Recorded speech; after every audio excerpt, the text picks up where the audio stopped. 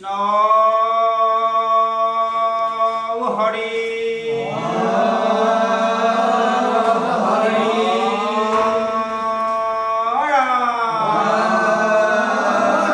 কৃষ্ণ শংকৰ গুৰু হৰি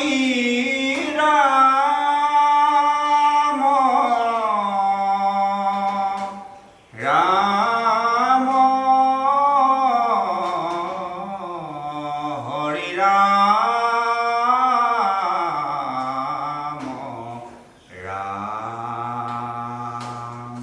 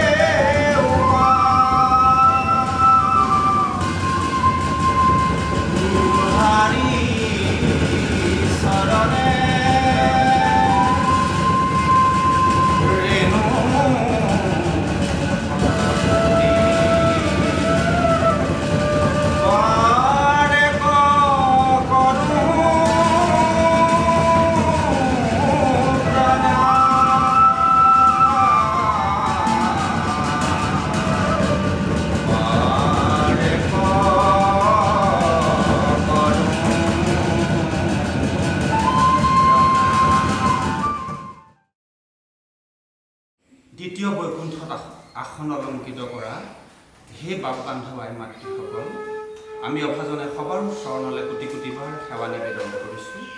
আহকচোন বৈকুণ্ঠৰ কল্পতৰু আধ্যাত্মদ্বীপ পুৰাণৰ সূৰ্য সৰ্ববেদান্তৰ সাৰ ভাগৱত পাঠ আৰু আলোচনাৰ অমৃতৰ মাজলৈ আমি সোমাই যাওঁ। কৃষ্ণ হৰি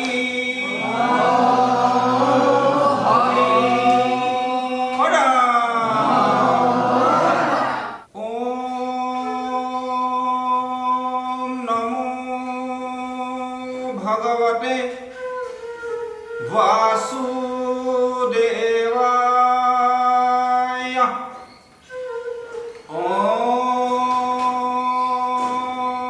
নমো ভগৱতে বাসুদেৱায় জন্মাদস্য ইয়তো নয়াদিৰতঃ সভিগসৰত তেনে ব্ৰহ্ম হৃদয়য়াদি কবয়ে মুজ্জন্তি যৎসুৰয় তেজোৱাৰী মৃদাং যথা বিনিময়ো যত্ৰ তিসৰ্গৃহ মৃষা ধাম্নাস্যেন সদা নিৰস্থকুহকং সত্যং পৰম ধীমহি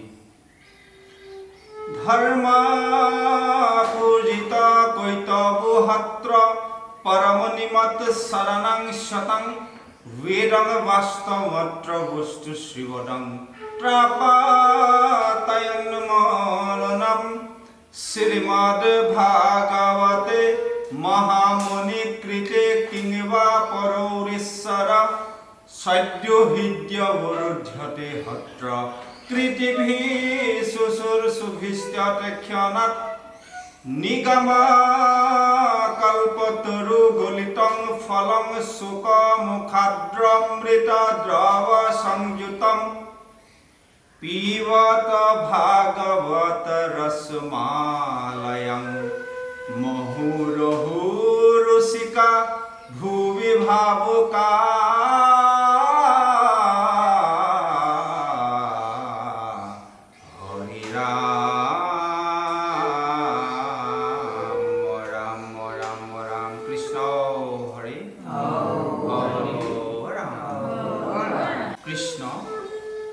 শ্ৰীমদ্ ভাগৱত প্ৰথম স্কন্ধ শ্ৰীকৃষ্ণায় নম মংগলাচৰণ পদ। জয় জয় কৃষ্ণ কৃপা ময় মহেশ্বৰ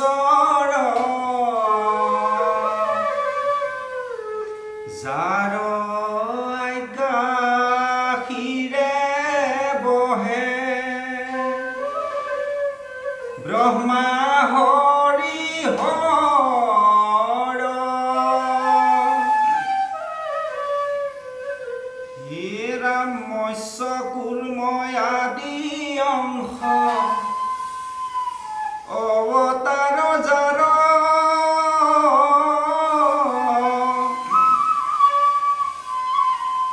ঈশ্বৰ কৃষ্ণ কোটি কোটি নমস্কাৰ।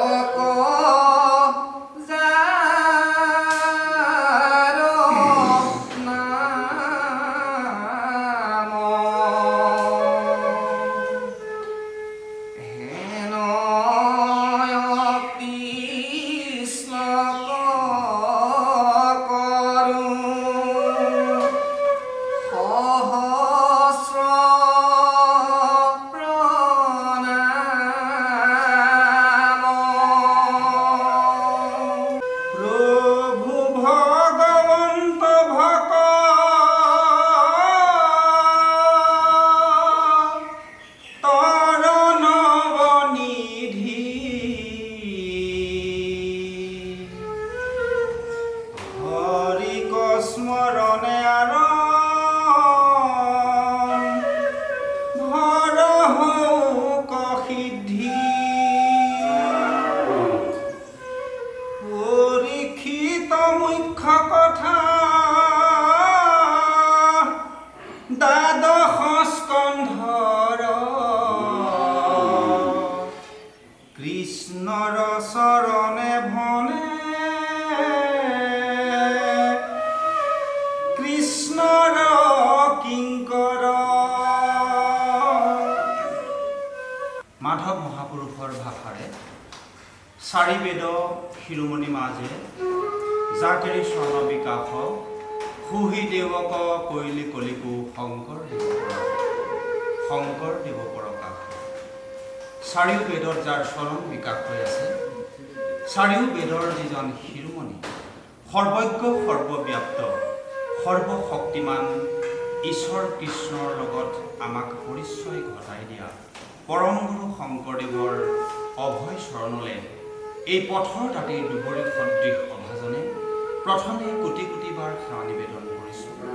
পৰম গুৰু শংকৰদেৱে এয়া বৈকুণ্ঠৰ কল্পতৰু মহাভাগৱত শাস্ত্ৰত প্ৰথম স্কন্ধৰ প্ৰথম অধ্যায়ত এয়া গুৰুজনাই পদ অনুবাদ কৰিছে আৰু প্ৰথমেই পৰম গুৰুজনাই প্ৰভু ভগৱন্তৰ অভয় চৰণলৈ মংগলাচৰণৰ মাধ্যমেৰে, মংগলাচৰণ মানে যি আচৰণ কৰিলে মংগল হয়, অৰ্থাৎ প্ৰভু ভগৱন্তৰ চৰণলৈ প্ৰাৰ্থনাৰ আকাৰে জয় জয় কৃষ্ণ কৃপা ময় মহেশ্বৰ যাৰ আজ্ঞা শিৰে বহে ব্ৰহ্মা হৰি হৰ বুলি প্ৰাৰ্থনা কৰি তেওঁ পদ অনুবাদ কৰিবলৈ আগবাঢ়িছে। যেনেকৈ আমি এক সত্য শুদ্ধ কৰ্ম কৰিবলৈ যাওঁতে প্ৰভু ভগৱন্তক প্ৰাৰ্থনা কৰি লওঁ, ভগৱন্তৰ চৰণ বন্দনা কৰি লওঁ। তদ্ৰূপ পৰম গুৰু শংকৰদেৱে এয়া মহাভাগৱত শাস্ত্ৰৰ আৰম্ভণিতে ভগৱন্তক প্ৰাৰ্থী লৈছে। আমি ভগৱন্তক যদি প্ৰাৰ্থনা কৰোঁ, সেই প্ৰাৰ্থনা ভগৱন্তই শুনে। পৰম গুৰু শংকৰদেৱে কীৰ্তনত উল্লেখ কৰিছে যে ব্ৰহ্মাই পাৰ্থিলা পৃথিৱী অধিক্ষিপ্ৰা লৈলা দৈৱ তুৰন্ত ৰত ধৰিবা। পৰম গুৰু শংকৰদেৱে কীৰ্তনত উল্লেখ কৰিছে যে ব্ৰহ্মাই পাৰ্থিলা পৃথিৱীৰ দেখি ত্ৰাস লৈলা দৈৱ কিৰৌদ ৰত ধৰিবা। ব্ৰহ্মাই প্ৰাৰ্থনা কৰিছিল পৃথিৱীৰ ত্ৰাস দেখি, আৰু সেয়েহে ব্ৰহ্মাই ভগৱন্তক প্ৰাৰ্থনা কৰাৰ লগে লগে দৈৱকীৰ গৰ্ভত গৈ ভগৱন্ত কৃষ্ণই স্থিতি লৈছিল। বেলেগ এজনে প্ৰাৰ্থনা কৰোঁতেই যদি বেলেগৰ হৃদয়ত ভগৱন্তই গৈ বেলেগৰ গৰ্ভস্থিতি লয়, আপুনি মই প্ৰাৰ্থনা কৰিলে আপোনাৰ মোৰ হৃদয়ত ভগৱন্তই স্থিতি নল'ব নেকি? নিশ্চয় ল'ব। সেয়েহে এতিয়া প্ৰথম স্কন্ধৰ প্ৰথম অধ্যায় ভাগৱতত এয়া ঠিক তেনেকৈ পৰম গুৰু শংকৰদেৱে ভগৱন্তক প্ৰাৰ্থনা কৰি লৈছে। ভাগৱতৰ পদ অনুবাদ কৰিবলৈ যোৱাৰ আগমুহূৰ্তত তাৰ পাছত গুৰুজনাই কৈছে যে মৎস্যকুৰ্ম আদি অংশ অৱতাৰ যাৰ ঈশ্বৰ কৃষ্ণক কোটি কোটি নমস্কাৰ। যিজন অনন্ত কোটি ব্ৰহ্মাণ্ডৰ অধিকাৰী ভগৱন্ত কৃষ্ণই ভগৱন্তৰ নিজৰ কৰ্মবিলাক সম্পাদন কৰিবৰ কাৰণে যুগে যুগে কেতিয়াবা কলা অৱতাৰ, কেতিয়াবা বিভূতি অৱতাৰ, কেতিয়াবা অংশ অৱতাৰ ধাৰণ কৰে আৰু তেওঁৰ কৰ্মবিলাক সম্পাদন কৰে। কিন্তু ভগৱানৰ কৃষ্ণ যি অৱতাৰ, সেই অৱতাৰ কিন্তু অন্যান্য অৱতাৰৰ লগত তুলনা নহয়। এই কথা স্বয়ং কৃষ্ণই গীতাত নিজৰ মুখপদ্মে ব্যক্ত কৰিছে। হেৰা অৰ্জুন, মোৰ যি অন্যান্য অৱতাৰ আছে, সেই অৱতাৰসমূহ কিন্তু মোৰ এই কৃষ্ণ অৱতাৰৰ লগত তুলনা নহয়। কি বুলি কৈছিল কৃষ্ণই? ও আনো অৱতাৰ বোলা কতো অংশ কতো কলা, মই পূৰ্ণ ব্ৰহ্ম সনাতন, পৃথিৱীৰ খণ্ডিভাৰ আতে হওঁ অৱতাৰ, নিষ্ঠে জানা মই নাৰায়ণ।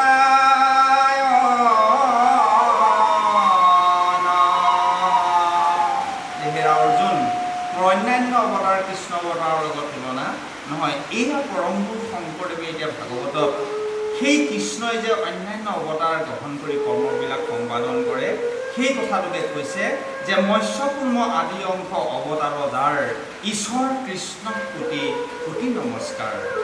তাৰ পাছত কৈছে নমো নমো মধুমূৰ ৰিপু মহাহৰি, অন্তজু উত্তম আতি হৈ জাকস্মৰি। নমো নমো মধুমূৰ ৰিপু মহাহৰি, মধু আৰু মূৰ নামৰ দানৱক দমন কৰোতা মহাহৰি অৰ্থাৎ ঈশ্বৰৰ ঈশ্বৰ মহা ঈশ্বৰ কৃষ্ণক স্মৰণ কৰিছে পৰম গুৰু শংকৰদেৱে আৰু কৈছে যে উচ্চ জাতিয়ে হওক বা নিজ জাতিয়ে হওক, কোলাই হওক বা চুত বগাই হওক, ধনীয়ে হওক বা দুখীয়া হওক, সকলোৱে ভগৱন্তৰ চৰণ ভজনা কৰি ইহকালৰ শান্তি আৰু পৰকালৰ গতি লাভ কৰিব পাৰে। মানুহে এই মানৱ জন্মত মানৱত্বৰ পৰা দেৱত্ব, দেৱত্বৰ পৰা ব্ৰহ্মত্বৰ শাৰীলৈ নিজকে পদোন্নতি ঘটাব পাৰে। পৰম গুৰু শংকৰদেৱে এই কথা কীৰ্তনতো কৈছে যে উচ্চ নিচ্চ কোলা বগা চুত বৰ নাই, নাহি ভকতিত জাতি অজাতি বিচাৰ, হৰি ভকতিত সমস্তৰে অধিকাৰ। কীৰ্তনত কৈছে, আকৌ কৈছে, কি বুলি কৈছে যে চন্দালেও হৰি নাম লৈ মাত্ৰ, কৰিবে উচিত হয় যজ্ঞৰ পাত্ৰ। গতিকে আমি সেই বাপ বান্ধৱাই মাতৃসকল, আমি ইয়াৰ পৰা এটা কথা উপলব্ধি কৰিব লাগিব যে আমাৰ মাজৰ পৰা আমি উচ্চ নিচ্চ এই ভাৱবিলাক কিন্তু দূৰ কৰিব লাগিব। তাৰপিছত কৈছে সমস্ত জগতে উদ্ধাৰক যাৰ নাম, যাৰ নাম ল'লেই গোটেই জগত উদ্ধাৰ হয়, সেই ঈশ্বৰ কৃষ্ণক সহস্ৰবাৰ পৰম গুৰু শংকৰদেৱে প্ৰণাম কৰি দিছে। ইয়াৰ পাছত পাঠানো আকৌ কি কয় আমি অকণমান শ্ৰৱণ কৰিম। সুত সৌনক সংবাদ। প্ৰথম স্তম্ভৰ পৰা দ্বাদশ পৰ্যন্তে পহিলা ৰাজাত মহা মুনীন্দ্ৰ মহন্তে সংক্ষেপ কৰিয়া উদ্ধাৰিয়া তাৰ সাৰ শংকৰে ৰচিলা কৃষ্ণ চৰিত্ৰ প্ৰয়াৰ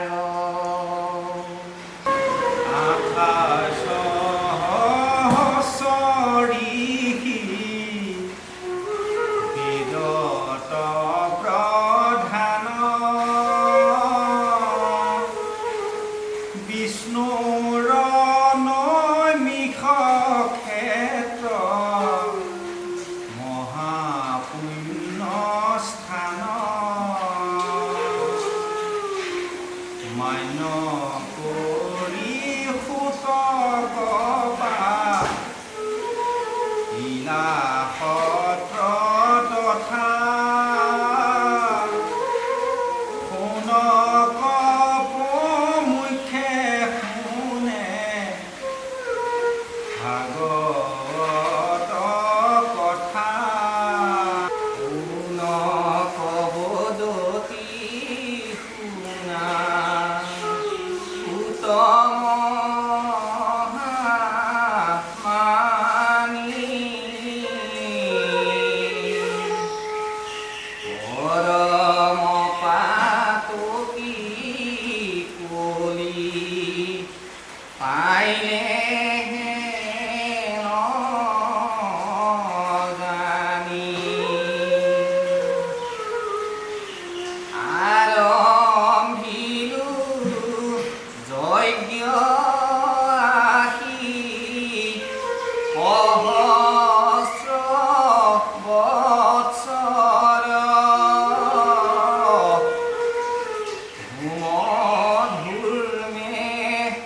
ধূৰ্ম বৰ্ণ হইল কলেবৰ।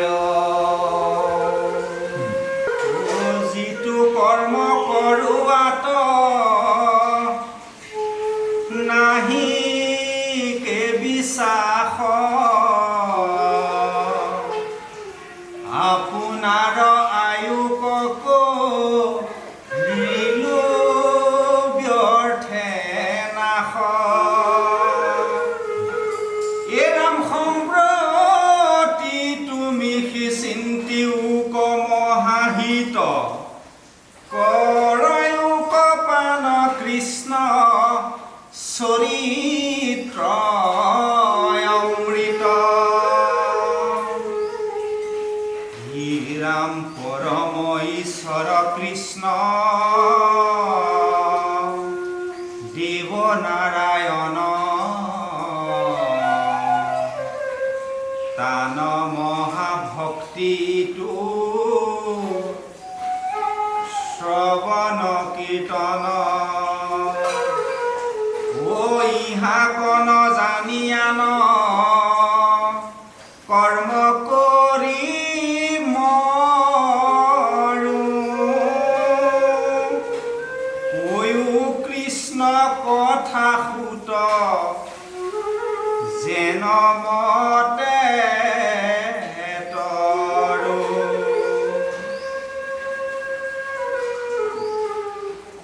এতিয়া ভাগৱতে কৈছে যে 28,000 ঋষিমুনি বেদত প্ৰত্যেকেই কৰ্ম মাৰ্গত আগবঢ়া আছিল। সেই 28,000 ঋষিমুনিৰ মাজত মূল আসন অলংকৃত কৰিছিল নৈমিষা ক্ষেত্ৰ নামৰ সেই মহাপুণ্য স্থানত সৌনক মুনিয়ে। আৰু সেই সৌনক সমুখ্যা 28,000 ঋষিমুনিয়ে এদিন আলোচনাত মিলিত হৈ তেওঁলোকে ইজনে সিজনে ভাৱৰ বিনিময় আগবঢ়ালে।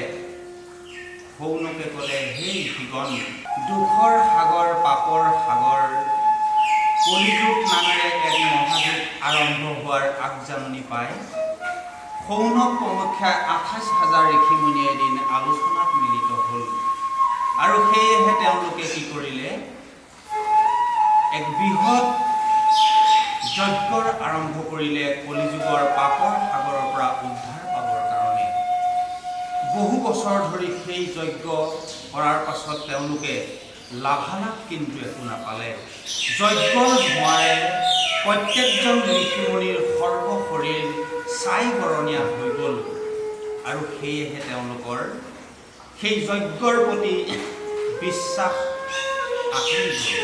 আৰু সেয়েহে তেওঁলোকে পুনৰ আলোচনাত মিলিত হৈ নৈমিষা ক্ষেত্ৰত সেই মহাপুণ্য স্থানত সুত নামেৰে এক মহামুনিক নিমন্ত্ৰণ কৰিলে ভাগৱত শ্ৰৱণ কৰিম বুলি। সেই মহাভাগৱত সুত মহামুনিৰ হৃদয়ত সুপ্ত হৈ আছিল।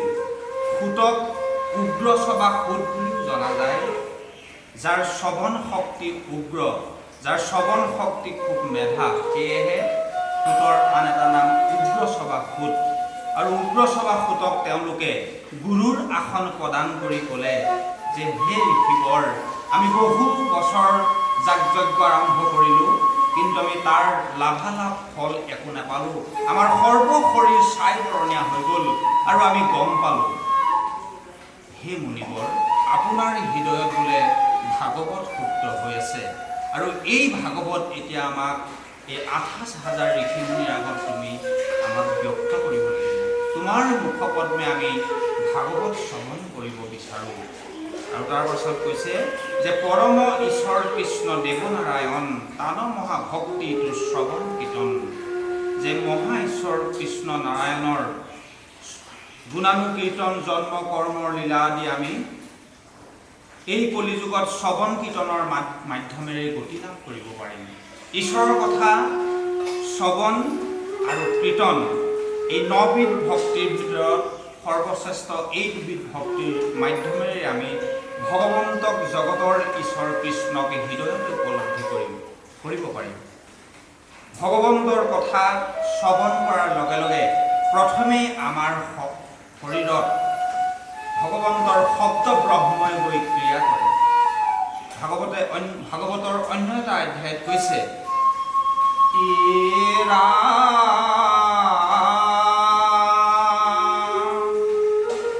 শুনে কৃষ্ণ কথা যিটো কৰয় কীৰ্তন, তাহাৰ হিয়াত প্ৰৱেশয় নাৰায়ণ। এৰা মহন্তৰ হিতকাৰী দেৱ নাৰায়ণ, তামাদি ভাৱনা সবে কৰয় নিশেষ। এতিয়া সৌনক সমুখ্যা 28,000 ঋষিমুনিয়ে ভাগৱত শ্ৰৱণ কৰিবৰ কাৰণে উগ্ৰসভা সুতক গুৰু মান্যতা দিছে। আৰু ঈশ্বৰ কৃষ্ণৰ কথা কৰ্ণপথে তেওঁলোকে শ্ৰৱণ কৰিব। শ্ৰৱণ কৰিলে কি হয়, আমি ইতিমধ্যে গাই দিলোঁ যে ঈশ্বৰৰ কথা শুনাৰ লগে লগে কৰ্ণপথে, মাধৱ মহাপুৰুষে নামঘোষাত উল্লেখ কৰিছে যে কৰ্ণপথে ভকতৰ হিয়াত প্ৰৱেশ কৰি দুৰ্বাসনা হৰে সমস্তই, নদীৰ যতে কমল যেহেন শৰতকালে স্বভাৱতে নিৰ্মল কৰে। দুৰ্বাসনা হৰে সমস্তই মানে যে আমাৰ যি অসৎযুক্ত ভাৱনা, সেই ভাৱনাবিলাক ঈশ্বৰৰ শব্দ ব্ৰহ্ম নাম গুণেৰে আমাৰ দেহৰ পৰা অসৎ ভাৱনাবিলাক উলিয়াই দিয়ে আৰু সৎ ভাৱনাৰ উদয় হৈ যায়। আন্ধাৰ আঁতৰি যোৱাৰ লগে লগে আমাৰ হৃদয়লৈ পোহৰ আহি যায়। আমাৰ দেহত এই ঘূৰ কলিযুগত আমাৰ দেহত কলিৰ 16জনীয়া পৰিয়ালটোৱে প্ৰত্যেককেই কম বেছি পৰিমাণে আক্ৰমণ কৰি থাকে। আৰু সেই 16জনীয়া পৰিয়ালটো আমাৰ দেহৰ পৰা আমি যেতিয়ালৈকে খেদিব নোৱাৰিম তেতিয়ালৈকে 13টা মহাগুণ আমাৰ দেহত প্ৰৱেশ নকৰিব। কলিৰ পৰিয়াল বোলে 16জনীয়া, মনত ৰাখিব বাপাইসকল। সেই 16জনীয়া পৰিয়ালটোৱে প্ৰত্যেকৰ লগতেই কম বেছি পৰিমাণে বন্ধুত্ব কৰে। আমি নামবিলাক আপোনালোকে জানেই, হ'লেও আমি এবাৰ কৈ দিছোঁ। কলিৰ 16জনীয়া পৰিয়ালটো কাম, ক্ৰোধ, লোভ, মোহ, দম্ভ, দেশ, ঈৰ্ষা, অসূয়া, অহংকাৰ, তিৰস্কাৰ, পৰচৰ্চা, পৰনিন্দা, কুৎসিত আৰু কপট। এই কলিৰ 16জনীয়া পৰিয়ালটোৱে যেতিয়ালৈকে আপোনাৰ মোৰ লগত বন্ধুত্ব কৰি থাকিব তেতিয়ালৈকে আমি গতি লাভ কৰিব নোৱাৰিম। আৰু যেতিয়াই ঈশ্বৰৰ কথা শুনিম, ঈশ্বৰৰ গুণ গাই দিম, লগে লগে এই 16জনীয়া পৰিয়ালটো সুপ্ত হৈ যাব আৰু আমাৰ দেহত 13টা মহাগুণ জাগ্ৰত হৈ যাব। এই 16টা সুপ্ত হৈ নোযোৱালৈকে সেই 13টা মহাগুণ কিন্তু আমাৰ দেহত জাগ্ৰত নহয়। সেই 13টা মহাগুণ কি আমি কৈ দিছোঁ। ধৰ্মৰ প্ৰথমেই 4 ভৰি, সত্য, শৌচ, ক্ষমা, দয়া, অদম্ভ, অহিংসা, ক্ষমা, সৰলতা, নম্ৰ, গুৰু সেৱা, সুচিতা, স্থিৰতা আৰু আত্মসংযম। এই 13জনীয়া পৰিয়ালটো যেতিয়াই আপোনাৰ মোৰ দেহত প্ৰৱেশ কৰিব তেতিয়াই জানিব আপোনাৰ মোৰ কাম আৰু হৈ গ'ল। গতিকে এতিয়া পাঠে আমাক কৈছে যে আমাৰ অসৎযুক্ত ভাৱনাবিলাক দেহৰ পৰা উলিয়াই পঠিয়াবৰ কাৰণে একমাত্ৰ ভগৱন্তৰ কথা, নাৰায়ণ কৃষ্ণৰ জন্ম কৰ্ম লীলা আমি শ্ৰৱণ কৰিব লাগিব। যি নেকি এতিয়া শৌনক পূৰ্ণমুখ্যা 28,000 ঋষিমুনিয়ে মহাভাগৱতৰ কথা, মহাভাগৱতৰ তত্ত্ব শ্ৰৱণ কৰিবলৈ আগবাঢ়িছে। ইয়াৰ পাছত পাঠে কি কয় আমি অকণমান আকৌ শ্ৰৱণ কৰি লওঁ। কৃষ্ণ ইহাতে আমাৰ মিলিল মহাভাগ,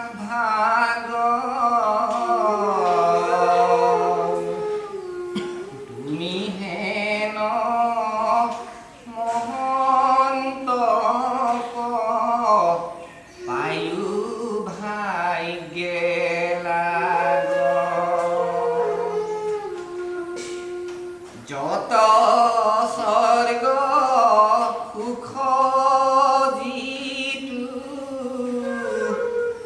মুখ্য সুখ মূল,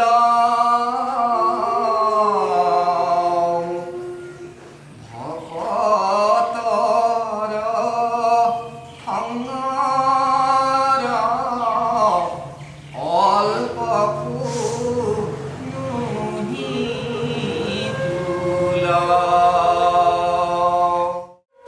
আকাশে সঞ্চৰে ৰবি ৰথ যেন বায়ু, সূৰ্যৰ লগতে হৰৈ জগতৰে আয়ু। এক ক্ষণ মানে যিটো শুনে কৃষ্ণ কথা,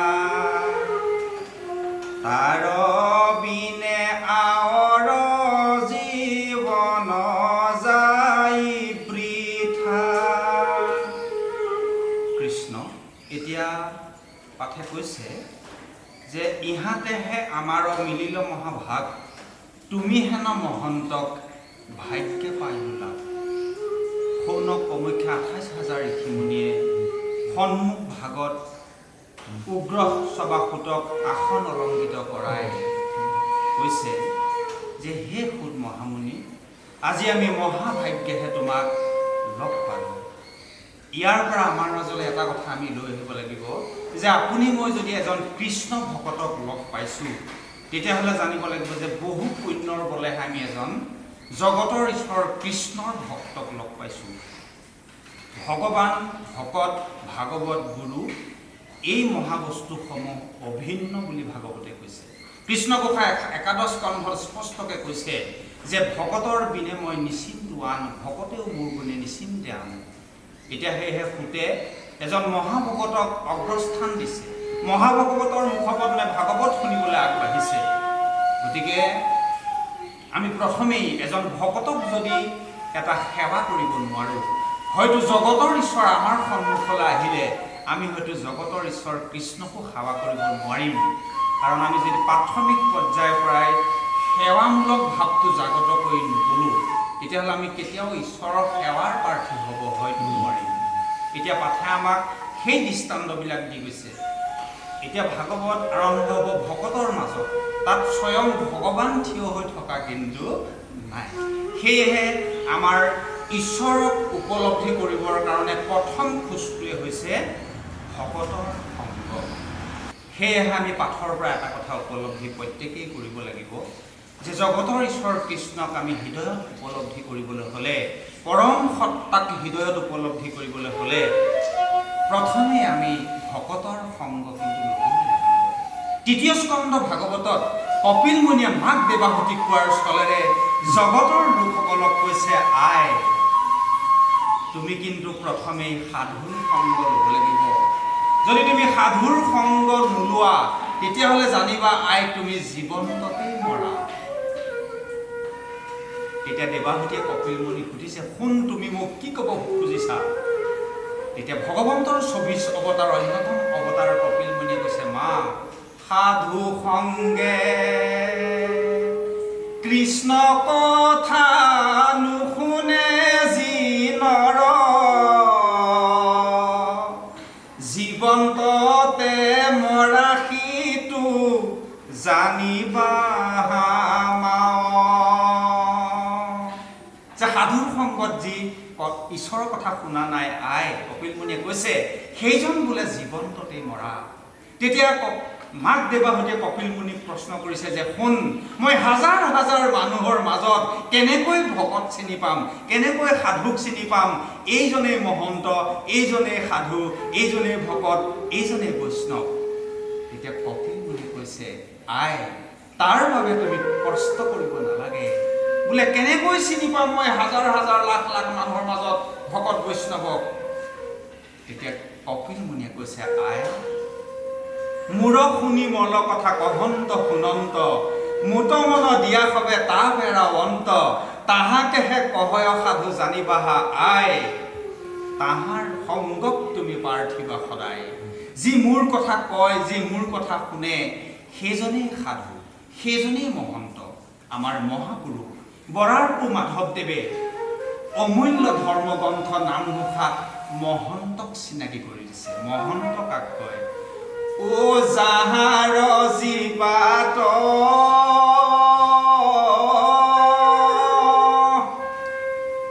থাকয় সতত, হৰিৰ নাম মংগল, সিহিষে মহন্ত তাহাৰে সে মাত্ৰ, সিজয় ধৰ্ম সকল।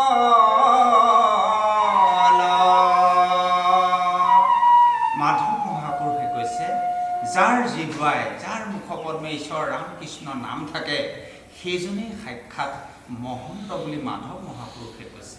একেটা কথাই মাধৱ মহাপুৰুষে অমূল্য ধৰ্মগ্ৰন্থ নামঘোষাত উল্লেখ কৰিছে যে মাধৱ মহাপুৰুষে প্ৰথমেই নামঘোষা লিখিবলৈ যোৱাৰ আগমুহূৰ্তত প্ৰথমেই ভকতক নমস্কাৰ কৰি লৈছে, সাধু মহন্তক নমস্কাৰ কৰি লৈছে। মাধৱ মহাপুৰুষে লিখিছে, মুক্তিটো নিস্পৃহ যিটো সেহি ভকত অকণমো, ৰসময় মাগু ভগৱতী, সমস্ত মস্তকমণি নিজ ভকতৰ অৱশ্য, ভজু হেন দেৱজনপতি।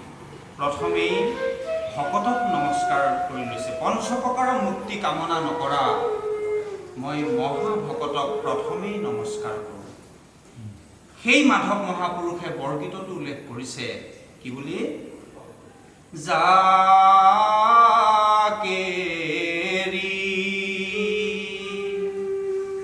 বয়নেৰ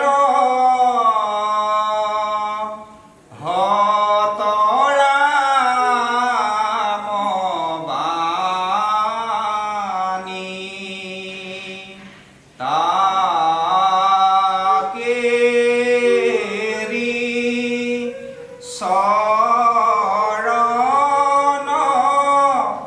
ৰেণুলে হুজানি ৰামক বাণী পহুমন ভাই। মাধৱ মহাপুৰুষে কৈছে বৰগীতত, যিজন ভকতৰ মুখপদ্মে নাম বাজ হৈ থাকে সেইজন ভকতৰ চৰণৰ ধূলি মই সিয়ে তুলি লওঁ। গতিকে আমি সেই বাপ বান্ধৱাই মাতৃসকল, এতিয়া ভাগৱতে আমাক তেনেধৰণেই দৰ্শনটো দেখুৱাইছে যে সৌনক কামাখ্যা 28,000 ঋষিমুনিয়ে এজন মহা ভকতক মান্যতা দিছে আৰু সেই মহাভকতৰ মুখপদ্মে ভাগৱত শ্ৰৱণ কৰিব। তাৰ পাছত পাঠে কৈছে, যত স্বৰ্গ সুখয়তো মুখ্য সুখ মূল, ভকতৰ সংগৰ জানা অল্পৰো নহিতুল। আমি যিবিলাক পাৰ্থিৱ ধন টকা পইচা ঐশ্বৰ্য বিভূতিৰ মাজত সুখ বিচাৰি থাকোঁ, সেই সুখ কিন্তু প্ৰকৃত সুখ নহয় বুলি ভাগৱতে কৈছে। প্ৰকৃত সুখ ক'ত আছে বুলি কৈছে যে যত সুখ আছে সকলোতকৈও শ্ৰেষ্ঠ সুখ হৈছে ভকতৰ সংগ। সেই বাপ বান্ধৱাই মাতৃসকল, আজি আপোনালোকে যিমান সময় হয়তো ভাগৱত পাঠ আৰু এই আলোচনাত ভাগ লৈছে বা শ্ৰৱণ কৰিছে, আপোনালোকে প্ৰত্যেকেই উপলব্ধি কৰিলে এই কথাটো গম পাব, যিমানকণ সময় আপোনালোক হয়তো আজি এই নামগৃহত আসন অলংকৃত কৰিলে হয়তো গমেই নাপালে ইমান সময় কেনেকৈ পাৰ হৈ গ'ল। তাৰ মানে আমি বুজিব লাগিব সেয়াই হৈছে বৈকুণ্ঠ সুখৰ এক কণিকা। তাৰ পাছত পাঠে কি কয়, আমি আকৌ অকণমান আগবাঢ়ি যাম। কৃষ্ণ এৰা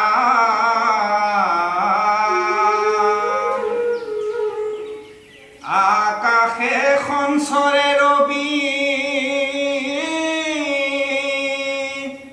ৰথ যেন বায়ু,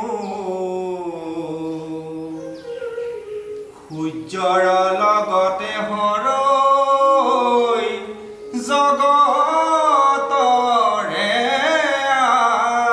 আয়ু। হে ৰামে কক্ষণ মানে যিটো শুনে কৃষ্ণ কথা, তাৰ বিনে আৱৰজি নযায় বৃথা। এতিয়া পাঠে কৈছে, আকাশৰ চন্দ্ৰ সূৰ্য আৰু এই দৃশ্যমান বিশ্ব ব্ৰহ্মাণ্ড সকলোৰে কিন্তু আয়ুস নিৰ্ধাৰণ কৰি থৈছে। সকলোৰে আয়ুস কিন্তু এদিন এদিনকৈ কমি আছে। তাৰ লগতে আমিও সোমাই পৰিছোঁ, আমাৰো এদিন এদিনকৈ দিনবিলাক কমি গৈ আছে। সেই বান্ধৱাই মাতৃসকল, এই কলিযুগত মানৱী তনু লাভ কৰাটো ধন্য ধন্য বুলি মাধৱ মহাপুৰুষে বৰগীতত উল্লেখ কৰিছে যে এই জনম পাই মানৱী তনু পাই আমি যদি ঈশ্বৰক নভজোঁ তেতিয়াহ'লে সঁচাকৈ আমাৰ জীৱন বৃথা হৈ যাব। সেয়ে মাধৱ মহাপুৰুষে বৰগীতত কৈছে, ধন্য ধন্য কলিকাল,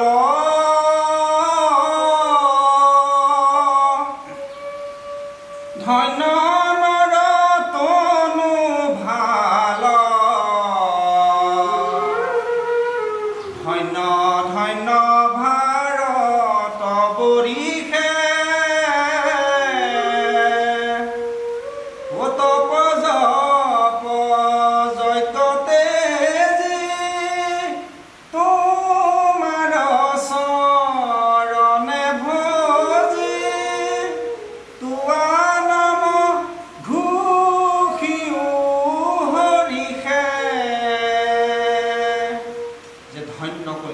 ধন্য নৰতৰু ধন্য ধন্য বুলি ৰাম নাম। গতিকে আমি সেই বাপ বান্ধৱাই মাতৃসকল, আমি ইহকালৰ শান্তি আৰু পৰকালৰ গতি লাভ কৰিবলৈ হ'লে আমি উঠোঁতে বহোঁতে খাওঁতে শুওঁতে সদায় যাতে ভগৱন্তৰ নাম আমাৰ মুখৰ পৰা বাদ নপৰে, এই কথাটো আমি প্ৰত্যেকেই ভাবিব লাগিব। ইয়াৰ পাছত পাঠে কৈছে, একক্ষণ মানে যিটো শুনে কৃষ্ণ কথা, দিনটোত যদি একক্ষণো ঈশ্বৰৰ কথা আমি শুনিব পাৰোঁ, তেতিয়াহ'লে আমাৰ জীৱন ধন্য। একেটা কথাই মাধৱ মহাপুৰুষে ভক্তি ৰত্নাৱলীতো কৈছে, একক্ষণ মানে কথা শুনে মাধৱৰ, ভুৱয় সফলতাৰ আয়ু সিদিনৰ। সিটো ক্ষণ নুশুনে কথা মাধৱৰ, হৰণতে সূৰ্যে তাৰ আয়ু সিদিনৰ। যে সূৰ্যই সদায় আমাৰ দিনবিলাক হৰণ কৰি নি আছে, কিন্তু যিদিনাখন বোলে আমি ঈশ্বৰৰ কথা অকণমান শুনিলোঁ, ঈশ্বৰৰ গুণ অকণমান গালোঁ, ঈশ্বৰক অকণমান পুৱা গধূলি প্ৰাৰ্থনা কৰিলোঁ, তেতিয়াহ'লে সেই দিনটো আমাৰ সফল হিচাপে পাৰ হ'ল। নহ'লে কিন্তু আমাৰ প্ৰত্যেকটো দিনেই বোলে বিফলে সূৰ্যই হৰণ কৰি নি থাকে। কৃষ্ণ তয়ৰ পিয়ামি কৰো কৰ্ম যত, তাতো নানা বিঘিনি আছে জানিলো মনত। কৈতেকে পিয়ায়ো কৃষ্ণ চৰিতয় অমৃত, শ্ৰৱণ মাত্ৰকে যেন হওঁ কৃত কৃত। যাগ যোগ যজ্ঞ কৰি দুখ পাইলো মাত্ৰ, আৱে কহিও কমহা ভাগৱত শাস্ত্ৰ। হৰি ৰাম কৃষ্ণ জয় ৰাম জয় নাৰায়ণ জয় কৃষ্ণ জয় জগতগুৰু শ্ৰীমন্ত কৃষ্ণ হৰি।